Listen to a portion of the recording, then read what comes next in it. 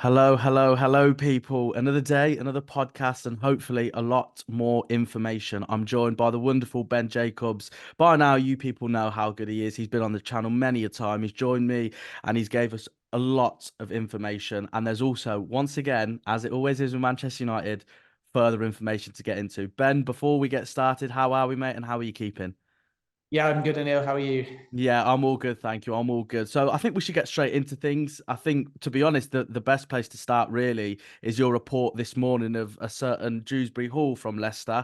Of course, you know, your personal affiliation with Leicester obviously makes certain things stronger, because at the end of the day, that is your football team.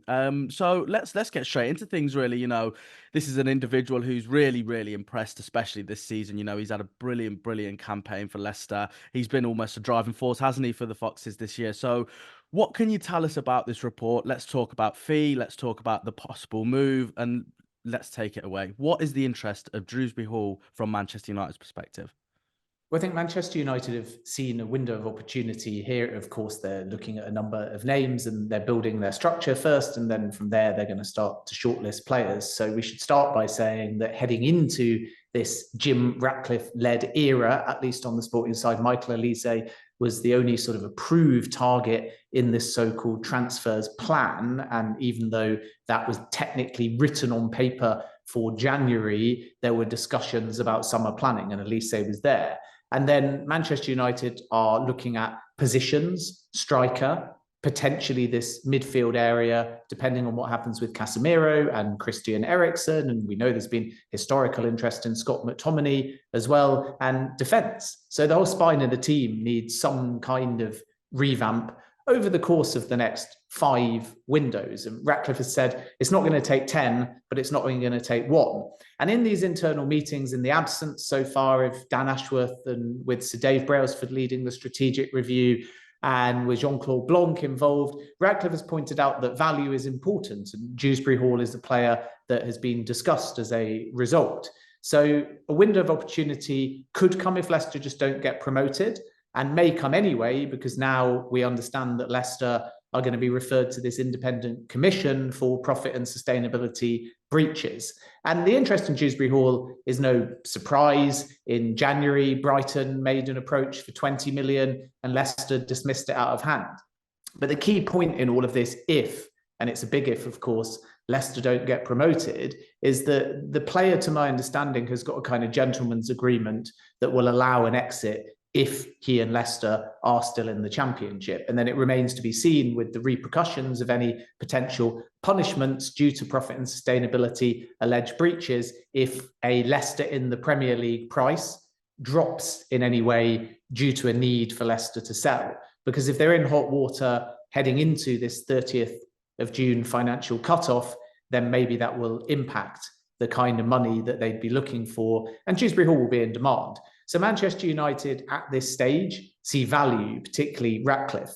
And what he's emphasised in internal meetings is that if you can get a player at value, then the transfer fee becomes an investment, not an expense. The wages are lower, and then it mitigates the risk. Instead of just always buying superstars, going down the Anthony route, paying big fees, paying big wages, and then if it doesn't work out, it's very difficult to recoup. So someone like Dewsbury Hall is not necessarily a player that every single Manchester United fan will be sold on, but a lot will see the potential, a lot will see how well he's done in the Championship and hope that that's translatable to the Premier League.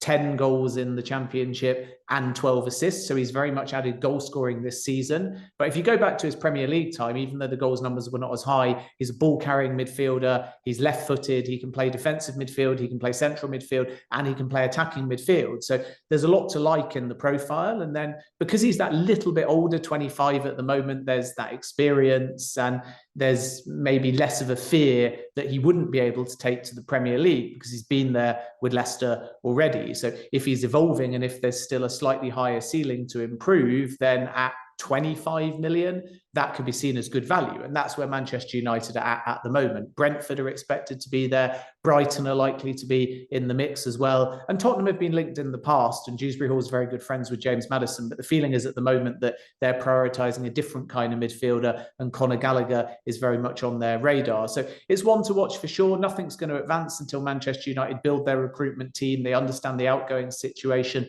and what kind of budget they've got. But in a best case scenario, Dewsbury Hall may be available for 25 million, and a worst case scenario, if Leicester stick to their guns, somewhere approaching 40 million. And if it's the lower end of that scale, then that might be something that Manchester United feel is not only feasible but good value. For sure, like you said, it's one of them things, isn't it, that in this new dawn of Manchester United, that really and truthfully they need to start entering these processes of bids for these sort of savvy bids and players that they can bring in, because at the end of the day, as you alluded to already, the likes of Anthony, you know, irrespective of his very famous goal, shall we say, now against Liverpool, it's not good value for money in terms of the extortionate price they've paid, as well as the wages, which will ultimately leave Manchester United in a very difficult position to get him off the books if they want to as well. I think besides the transfers, I think the massive story this week, of course, is a certain Mr. Gareth Southgate being linked to Manchester United. Now, there's obviously, you know, differing reports, really. Some outlets are reporting that there is a bit of concrete, shall we say, behind this story. Some others are saying that it's almost some smoke and mirrors when it comes to Southgate to Manchester United. But from your side of things, Ben, what can you tell us about the potential move of Gareth Southgate to Manchester United as their new manager? Is it true? Is he the number one target for INEOS? Or, as I say, is it more of a smoke and mirrors case? Well, I'll reiterate what I've said before, and it may sound like sitting on the fence, but it's accurate journalism to my understanding. The future of Erik ten Hag is not decided. We heard reports in early March that he was supposedly a dead man walking, and now there's this consensus that actually he'll be reviewed at the end of the season. And that has always been the case. Ten Hag will be reviewed at the end of the season. He's not been given any guarantees, but nobody senior at Manchester United in any department has been given any guarantees, because that's the point of a strategic review. So I sound a bit like a broken record, but I've been saying this for months and months and months, when the feeling was that maybe Ten Hag would leave. Ten Hag still has control over his job, but, and this is not a paradox, club's succession plan. And that's normal when you might make a change, but you might not.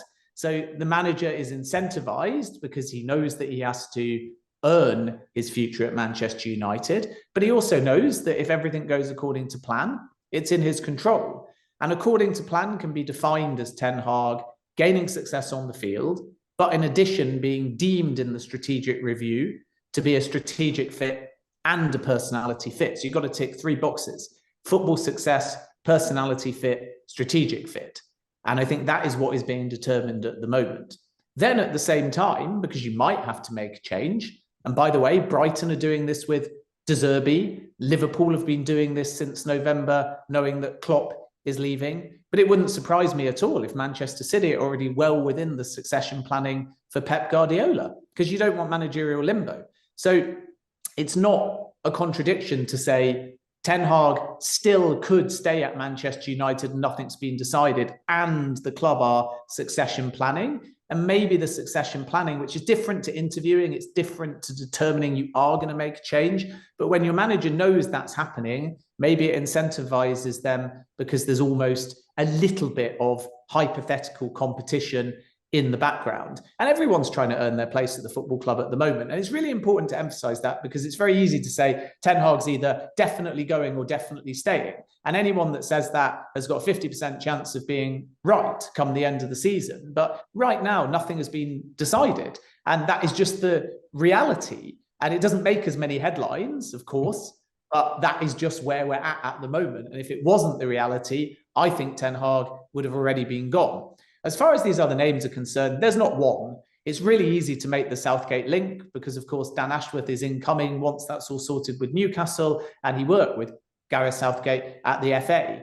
But as far as I'm aware, there's no definitive shortlist at this point. There's a series of names that are being discussed as possibilities within the market, and we're going to see a range of managerial movements because Mauricio Pochettino's future is going to be reviewed at Chelsea. He may stay, he may go. We know that Liverpool are looking to find a new manager. We know that Bayern Munich are looking to find a new manager. We know that Real Madrid are planning for 2025 with the expectation that Carlo Ancelotti goes. So you get to a point where if any of the clubs I've mentioned, including potentially Manchester United, find a manager, if that manager's incumbent, then another club needs a new manager and it has a knock-on effect. And I think when you know that, you need to start looking at the market now. So who managing at the Euros? Gareth Southgate, Julian Nagelsmann might want a club gig afterwards. And has anyone made an approach? And does it dictate that you need to reach out earlier in case you need to make a change? And this is why I think so many names are swirling, because everyone out of due diligence is trying to work out who in the market is available. Nagelsmann will probably move to a club job. It's not a guarantee that Southgate will leave England after the Euros. It may depend on what happens. At the one extreme, he may do really well and want to stay for the World Cup. At the other extreme, he may win the Euros and decide it's the best time to draw a line under it. He may do terribly at the Euros and kind of be forced out. But the FA's expectation right now, before a ball is kicked at the Euros, is they want Southgate to stay on and manage at the 2026 World Cup. So he may not even be available. And I think that to say Southgate is the number one choice at this point is not only incorrect to my understanding, but it does INEOS and this whole process a disservice, because they don't yet officially have Ashworth. They're still working on other recruitment figures. Omar Barada is on gardening leave. And if a change is going to be made, it won't be the old Manchester United where they make a knee-jerk decision, making a football change without a due process. And how can you have due process and due input when your incoming CEO is on gardening leave, when your sporting director candidate hasn't yet been agreed, when a secondary senior recruitment figure such as Jason Wilcox hasn't been negotiated, when you don't know the future of John Murtagh, when Blanc and Brailsford are still in the middle of a strategic review. So you're right in the midst of an evolving situation and everyone wants an answer, but you don't have an answer until the process is complete. So that again sounds like I'm effectively telling you nothing is certain at the moment, but that is because nothing is certain, because they're right in the midst of this process that is time consuming and requires a series of input.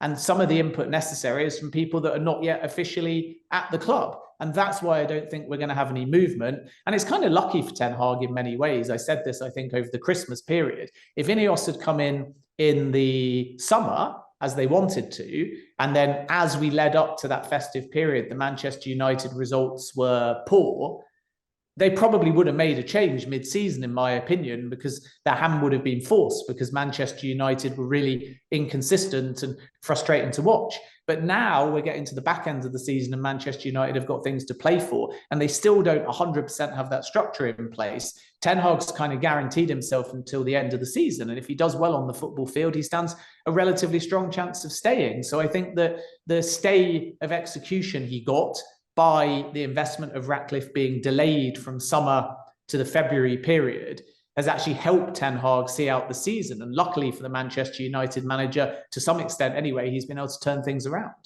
Yeah, exactly that. It's as you say, because there's so many things going on at the moment with Manchester United, it's very difficult. But the problem is, Man United fans want answers, and as you say, it's going to be very difficult to have these answers when there's so much up in the air. But in terms of obviously Gareth Southgate, I think, look, at the end of the day, Manchester United fans have been told repeatedly in terms of INEOS that they're going to employ the best in class, whether that's on the directors or the board level or the head of recruitment. But if we're being perfectly honest, I don't think Gareth Southgate is the best in class, and especially for Manchester United, we look at it and we say to ourselves, look, a lot of England fans, a lot of people who are fans and admirers of Gareth Southgate will point to the really enjoyable times he's brought to England. But there's this old saying, isn't it? It might sound a little bit harsh, but you show me a good loser, and I'll show you a loser. And I think ultimately with Gareth Southgate, he's an individual who I think he has rejuvenated his career. Being the England manager, the fact that he's even got his name in the hat of Manchester United potential links is a testament to him, of course. But is that job going to be even similar to the England job? I highly doubt it. England comes with a lot of pressure, but at the end of the day, England have won one major competition. Manchester United, if they can win one major competition this season and still feel as if it's a failure. So it's going to be one again, like you say, to watch. And you mentioned there, of course, I think the Southgate links, which I totally agree with, by the way, have been fueled with his relationship, of course, with Dan Ashworth. In terms of Dan Ashworth, Ben, what is the latest around this? Because as you say, nothing has been, sort of confirmed in any way. So where are we with this? And is there an agreement imminent? Is there a fee that has been almost agreed? Where are we with this one? I just think the parties are not in a rush, and there's a little bit of games because Manchester United don't want to overpay. And they know that the longer he stays at Newcastle on gardening leave, the more that's wages for Newcastle to pay. And if Newcastle get in a new sporting director, then they're paying two sporting directors, one on gardening leave and one incoming. And given their financial situation, Manchester United know that they don't want to do that. And then on the Newcastle side, they can drag it on and drag it on and drag it on whilst they allocate a sporting director. And then they know that, transitionally speaking, when something is agreed, and I think it is a case of when rather than if, and I've said that now for many weeks, I don't think we're going to get a situation where Manchester United just give up, because worst case scenario, they will just wait as long as it takes. They know that he's the candidate that they want. But if Newcastle determine a sporting director, then you're in a situation where they will want to move. It's not in their interest to let it drag out any further, and they're not left in any kind of limbo either. So I think that Newcastle are almost prioritising who are we going to make an approach for as a replacement to Ashworth, and letting Manchester United sweat a little bit. And Manchester United are saying, if you make us sweat, you just keep paying him. That's not in your financial interests. And it has led to a little bit of an impasse. But the other thing I would say is this isn't a transfer, and it doesn't have a deadline day. It has a form of deadline if you were to try and audaciously get him for the summer, but that's still probably not March. You could be negotiating well into April and have input and be part of the summer plans, which are largely going to be transitional anyway, due to finances and the fact that the INEOS-led leadership on the sporting side can't just change everything in one window. So they will be relatively respectful of the summer plans, because Manchester United are planning 2, 3, 4, 5 windows ahead. So you could argue that Ashworth, even if he was in today, wouldn't necessarily be able to influence a great deal. And I think what Manchester United have always said is that they don't want to pay 20 million plus, but they don't want to wait 20 months. So naturally, some kind of compromise feels like the most likely situation. And sources have always indicated that it wouldn't be a disaster from Manchester United's perspective if they eventually got Dan Ashworth for half or under that number, and he starts on September the 1st. The priority is to try and not create a situation where he misses this summer, January 2025, and then ends up starting in the early or middle part of 2025, and maybe therefore can't even significantly influence the 2025 summer window either. And I think that the best case scenario will be that Newcastle drop their price and he can start in the summer. And the worst case scenario for Manchester United, which they'll be happy to accept, is a kind of September the 1st start date, where his first window that he can influence is January 2025. And if that's for 10 million or under, more likely 5 to 7 million, I'm told, then Manchester United will be relatively content. So that kind of back and forth is happening. We can term an agreement close in the sense that Newcastle know he's leaving and Manchester United have fixed upon their candidate. And I think eventually there will be a compromise between the parties, but we can also call an agreement a little bit further away, because Newcastle are still sticking to their guns. And that is partially, I think, from talking to sources on their side, because they want to leave Manchester United waiting until they're absolutely sure what direction they're going to move on Ashworth's replacement. And it wouldn't remotely surprise me, therefore, if as we get progress on the replacement, things then get wrapped up very quickly. But because this isn't a transfer, and because there isn't a transfer deadline, whether it's today, tomorrow, the first week in April, mid-April, or end of April, it really doesn't hugely matter. And if Manchester United accept that they're not going to get him this summer and start looking for that September the 1st start date, then it doesn't actually matter if it's May or June or July. They just need to make sure that they get him for the date that they decide they're prepared to have him start. And if this summer becomes a write-off, there's no real urgency because these kind of recruitment transfers don't need to be done on the same timescales as a regular transfer because there is no deadline. Yeah, yeah. It's again, it's one of them things, isn't it? Especially from a journalistic perspective, it's quite frustrating, isn't it? Because there are things that, of course, going on in the background in terms of negotiation, as you say, in terms of a back and forth. But as you also alluded to, Man United for once can actually pay the patience game. It's one of them ones where United have always almost been backed into a corner, like you say, with the transfers and stuff like that. Whereas this is very different. This is, almost an anomaly when it comes to this type of move for Manchester United. As we know, they've lacked the footballing now, should we call it, on the board level. So if it means that they have to be a little bit more patient for a little bit longer, then so be it, if it's obviously going to benefit the club long term. Ben, I just want to take your attention now and pick your brains a little bit, if you like, in terms of some transfers that have been obviously going around in the rumour mill. And the Juventus centre half, Gleison Bruma, has been linked with a move to Manchester United in the summer. As you've said, there's obviously going to be a lot of indication in terms of what Man United are going to do in the summer, depending on who they sell, of course. There are going to be several players that will leave Manchester United in this start of the new dawn of INEOS at Manchester United Football Club. But is Bruma a name that you've been hearing for Manchester United in terms of that centre half position? I think one, again, that the old regime have looked at, but profile-wise, my expectation is that they go younger, and especially at that price. Because remember, this is a player that's just turned 27. By the time he arrives at Manchester United, if that was to come off, the first season he'd be 28, and the reported fee that Juventus are looking for is in excess of 40 million. That's quite a lot of money to invest in that kind of profile. And I don't think that will be the approach of Ratcliffe.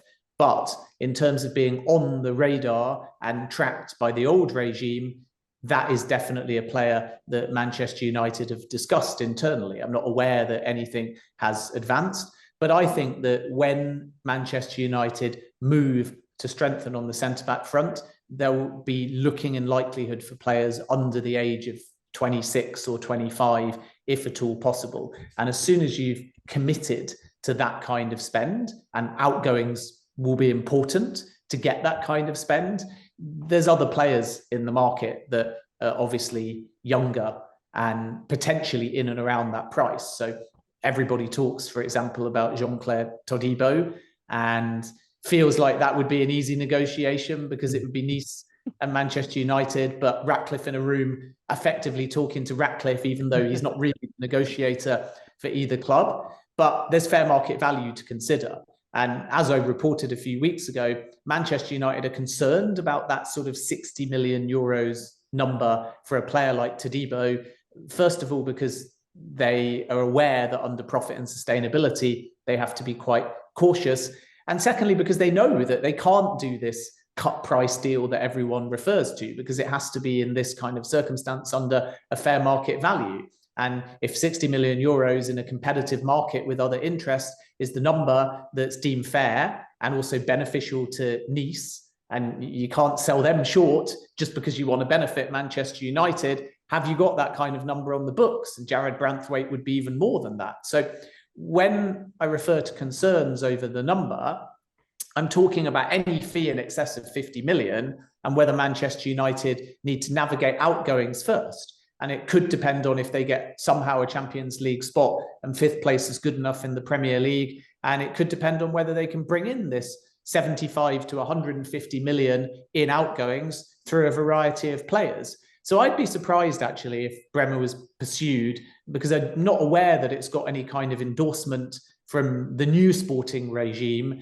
And I also think they'll be looking for a younger profile in that position, because if you're going to lose some centre-backs, Varane potentially to Saudi Arabia, interest in Harry Maguire as well, then logically you would be looking to replace them with players that are 21 to 25 and hope that they get 5 to 7 strong years at the football club, not a 27-year-old getting on 28 that might only give you 3 seasons before you're in the same position as having to replace them again. And if they give you 3 seasons and you've spent 40 plus million, then you're not going to recoup that. If a 21 to 25-year-old gives you 5 to 7 seasons, then if you lose them for relatively little compared to what you've paid, it's still an investment because they've given you the best part of an era, if you like, under a certain manager. And if they don't work out at 21 to 25, you might sell them at 25 to 27 and make your money back or better, because the market may inflate and someone may be prepared to pay that. So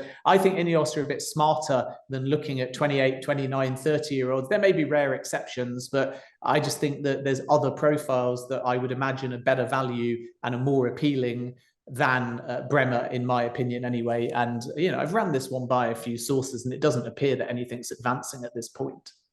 Yeah, it makes perfect sense, really, in terms of the profile of player. It's similar to what Todd Bowley has been trying to do at Chelsea, isn't it, in terms of the age and allowing himself to be able to get the best years out of the players that he's signing. And just a couple of more questions, Ben. I know we're running out of time, but I'll try and fly through them. Wolves midfielder João Gomez has been linked with a move to Manchester United, of course, in a potential replacement for Casemiro. I think the Mirror were reporting yesterday or maybe even the day before. What is the strength of this? And of course, as we know, especially with your Saudi links and the information that you've given us on this very channel, the mufcMPB channel, which feels like a good time to make sure people are liking, subscribing the video. A lovely shameless plug there. But nevertheless, as you've told us, as I've said already, Casemiro to Saudi Arabia is a very likely move. There's of course interest there, and he is that kind of player that you were saying a minute ago that doesn't really fit in the mold of Manchester United's new INEOS structure and their perspective. So in terms of João Gomez, is this an individual that Man United are looking at all? And is there any substance to this link whatsoever? No, again, I reiterate what I've said before, which sounds like a broken record, and it doesn't create as many headlines, but there's not that many specific targets. There's names that have been discussed internally. Of course, you're drawing up a big list, but there's not that many approved targets at this point. And Manchester United in certain positions need to wait. So does Casemiro leave? I think Varane, the Saudis are quite confident on, and Al Ittihad are relatively advanced in terms of pitching on the player side, but they still need buy-in. And obviously with Casemiro, the Saudi interest is genuine. I think the club would end up being Al Hilal, but does the player want to go? And it's a little bit too early to tell. So when Manchester United are linked with a midfielder, first, is Casemiro going? Is Eriksen going? Will there be an offer for Scott McTominay? Then not only does that free up funds, but you know that you have to bump up the prioritization in midfield. If you keep your midfielders, I still think Manchester United's number one priority is getting in another striker to support Rasmus Højlund. Then, are you going to get money for Sancho, or does he return? What are you going to pocket for Greenwood? I think the more likely scenario, even though Ratcliffe has said that he's going to be open to understanding a very sensitive situation, but the more likely situation as of now is that the INEOS-led decision makers stick to what the club determined in their review, which means that Greenwood will end up being sold. So if that happens, and if Sancho goes, you start looking at attack-minded options, versatile options, and this is where Elise, who's already approved, bumps up the list. So it's really difficult, because until you know who's leaving, you don't know how much money they're going to have, and you don't know what positions they're going to start targeting. And if the defenders go first, they'll move for a centre-back in likelihood. If the central midfielders go first, that's where Dewsbury Hall, as we've already discussed, might come into the mix. And if nothing happens quickly, and remember, we've got a Euros, and then for some players an Olympics, if nothing happens speedily in terms of outgoings, because players maybe want to wait a little bit despite the financial cutoff deadline, then it might not be that much of an early window busyness for Manchester United. So this is why there's moving parts. And people always want that clear cut. Is this player joining? Yes or no? Is Southgate going to be the number one choice to replace Erik ten Hag? Yes or no? And I come back to what I said before, that the job of a journalist is to go to multiple sources and to be balanced and to work out the lay of the land. And if Manchester United don't know yet, then as journalists, we can't know yet. So we have to be a little bit more cautious in the manner in which we report. So I think that is where we're at. And it's very normal for this time of year to be in this position, simply because the planning leading into the summer has a range of moving parts. And that will also include where Manchester United finish in the league and whether Ten Hag stays or goes. So these names swirl because agents are often pushing their players, and because right now most clubs have what I would refer to as a long list, not a short list. And that's why we get so many links at this point. I think with João Gomez, I would be surprised at this point. And I also think that with Wolves, they would simply look to hang on to the player if they possibly can, and will feel that they're in a relatively strong position because he only joined the club from Flamengo in 2023. Wolves are going to have a big battle to keep Pedro Neto. I think the feeling is that he'll end up going somewhere despite the relatively large fee that Wolves are asking for. And personally, I would be surprised if a sale happens for a player that has only been at the club for the best part of a year and a bit and has only played, I think, 35 odd games for the football team. So they're in a really, really strong position, Wolves, if they want to keep on to him. He's only 23. He could easily wait another year. And I think it will be a battle for anybody to be able to make that kind of signing this quickly. I also think that Wolves won't have a massive obligation to sell that many under profit and sustainability if they're resigned to losing Pedro Neto for a big fee. So if he goes, they're going to be in a much stronger position to hang on to their other stars.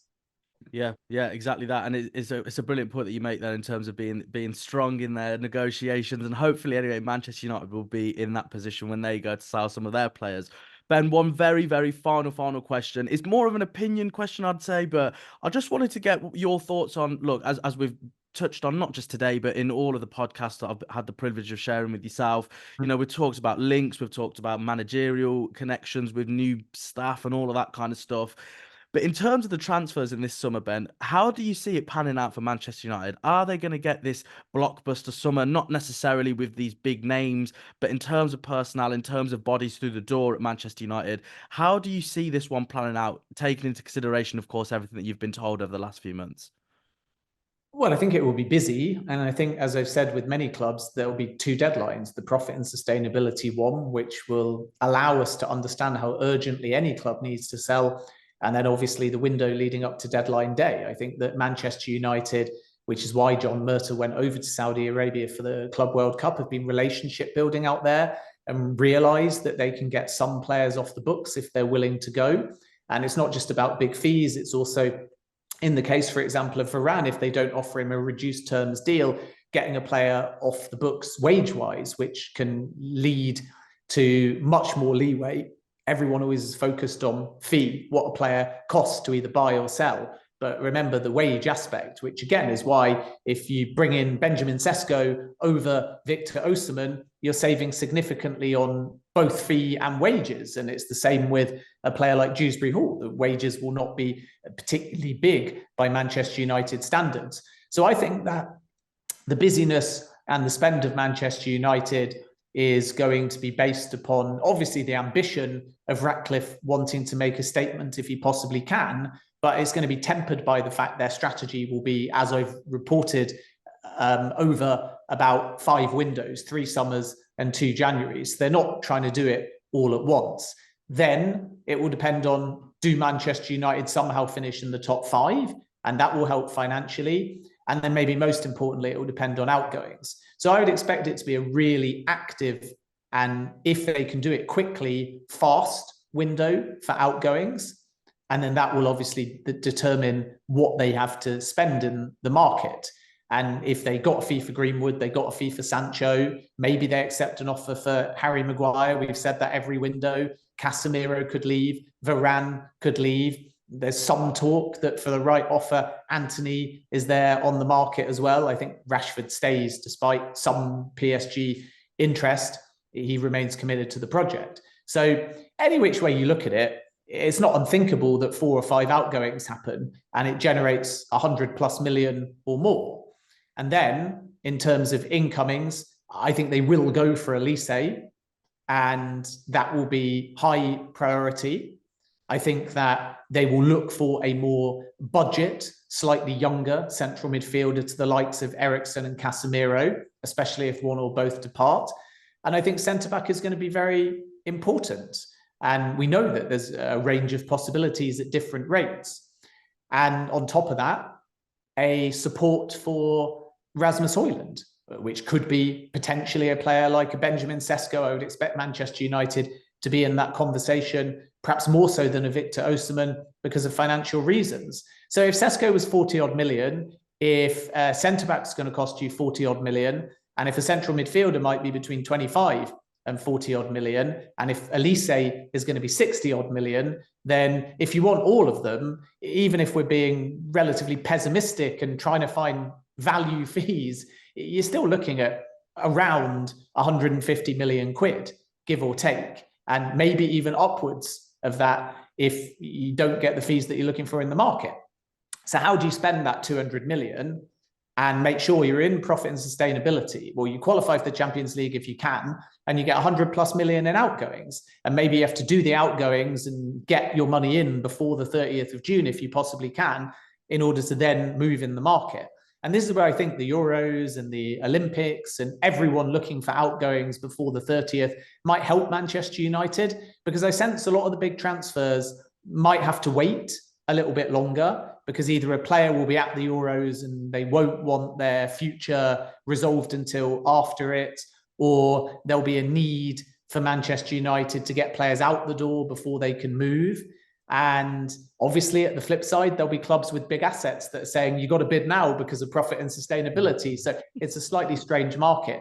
But I think 4 in, 4 out would be a really good window for Manchester United. I think more likely it might be 5 or 6 out and 3 in. And that will allow them, if they don't get Champions League football, to be well within profit and sustainability. So, that's just my opinion with a lot of moving parts. But I think if it was 4 out for decent fees and 4 in senior players, strengthening the areas we've discussed, that would be a fantastic window for Manchester United. But if it's a little bit less incomings, and if they lower the average age of the squad, and if they take some names off the wage bill, and if they get players out that maybe they've been planning to leave for quite some time, then for the 4 windows in this 5-window plan that are coming, it will set them up very nicely. And that's the thing I think to understand as a fan, that this first summer window is not about doing everything in one swoop. It's a building block. And if they take a step in the right direction, they'll be in a very healthy position going forwards. Yeah, exactly that. It's given me a bit more confidence, Ben. With everything up in the air, I think I'm hoping and I'm excited, not just from a journalistic perspective, but of course from a Manchester United fan perspective, of a very, very busy summer. Ben, thank you so much as ever. I really look forward to the next time we catch up to discuss all things Manchester United. Best of luck with everything that you've got going on, and be sure, as I always say to you, Ben, to get some well-deserved rest. I do my Thank best. you so much. All the best, mate. Keep up the good work. Thanks a lot, as always. And thank you to everyone who has watched today's episode.